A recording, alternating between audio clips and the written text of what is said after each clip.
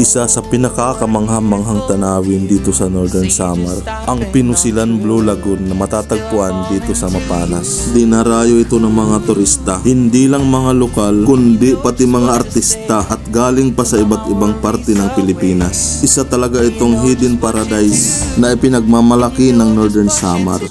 Pero ngayon, iba na ang itsura ng tulay na dati ay daan papunta sa kagandahan ng lagoon. Dahil sa malakas na hagupit ng bagyong uwan, nasira ang konkretong tulay na ito. Nakakalungkot makita na ang dati nating dinaraanan papunta sa ganda ng Pinusilan ay ngayon hindi na madaraanan. Pero ganun talaga, bahagi ito ng realidad ng kalikasan. Kahit ganito, nananatiling kamangha-mangha ang likas na kagandahan ng lugar na ito. Isa itong paalala sa atin na pahalagahan at pangalagaan ang ating kalikasan. Sana maibalik at maayos muli ang tulay ng Pinusilan Blue Lagoon para muli nating mapuntahan at masaksihan ang taglay nitong ganda.